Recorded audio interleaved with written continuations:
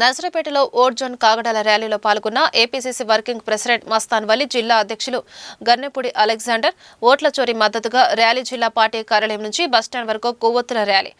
APCC working president Mastan Vali మాట్లాడుతూ రాష్ట్ర వ్యాప్తంగా నరేంద్ర మోడీ, ఎలక్షన్ కమిషన్ ఇద్దరు కలిసి ఎన్నికల్లో దుర్మార్గపు విధానాలు ప్రదర్శిస్తున్నారు. రాహుల్ గాంధీ దొంగ ఓట్ల మీద ప్రశ్నించినా కూడా ప్రధానమంత్రి నోరు విప్పడం సమాధానం చెప్పడు. దొంగ ఓట్లతో నరేంద్ర మోడీ గెలిచాడు. ఎలక్షన్ కమిషనర్ ఒక ఎలక్షన్ ఏజెంట్ గా పనిచేస్తుంది. ప్రజల ఓట్లను దొంగ ఓట్లుగా మార్చుకున్న ప్రధాని నరేంద్ర మోడీ, ఎలక్షన్ కమిషనర్ విధానాలను కాంగ్రెస్ పార్టీ తరపున ఎండగడుతున్నామని చంద్రబాబు, పవన్ కళ్యాణ్, ప్రతిపక్ష నాయకుడు జగన్మోహన్ రెడ్డి ఈ ఎన్నికల తంతు మీద రోడ్డు మీదకు వచ్చి నోరు విప్పాలి అని డిమాండ్ చేస్తున్నారు. శ్రీ రాహుల్ గాంధీ గారు బీహార్లో ఓటర్ల విషయంలో జరిగిన దొంగతనాల గురించి యాత్ర చేస్తున్నారు. ఆ యాత్రకి విశేషంగా లక్షలాది మంది ప్రజలు విచ్చేస్తున్నారు. కాబట్టి మనమందరం కూడా రాహుల్ గాంధీ గారి యొక్క ఈ ఓట్ చోరీ గద్దె చోటు కార్యక్రమాన్ని పల్నాడు జిల్లా కాంగ్రెస్ పార్టీ తరఫున ఖచ్చితంగా సపోర్ట్ చేసి మనం కూడా ఈ యొక్క అందులో భాగస్వాములు అవ్వాలని చెప్పి ఈ సందర్భంగా ఈరోజు ఈ యొక్క కార్యక్రమం ఏర్పాటు చేయడం జరిగింది. దానికి ముఖ్య అతిథిగా మస్తాన్ వలి గారు రావడం జరిగింది.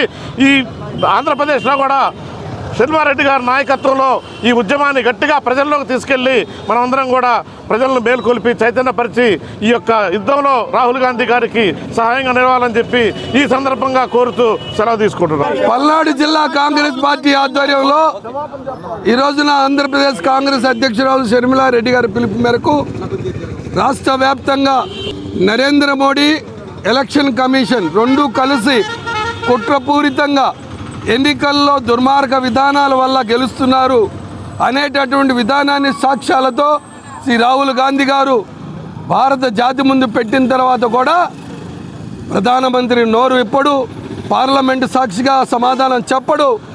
ప్రధానమంత్రి ఎన్నిక కూడా దొంగ ఓట్లతో గెలిచాడనేటటువంటి అనుమానం ఇవాళ భారత జాతి ప్రజల మధ్యన కలుగుతున్నటువంటి దానికి ప్రధానమంత్రి సమాధానం చెప్పి సుప్రీంకోర్టు చీఫ్ జస్టిస్ చేత ఎంక్వైరీ కమిటీ వేయించాలని చెప్పి ఇవాళ పల్నాడు జిల్లా కాంగ్రెస్ కమిటీ ఆధ్వర్యంలో పెద్ద ఎత్తున కాగడాల ప్రదర్శన చేపట్టడం జరిగింది.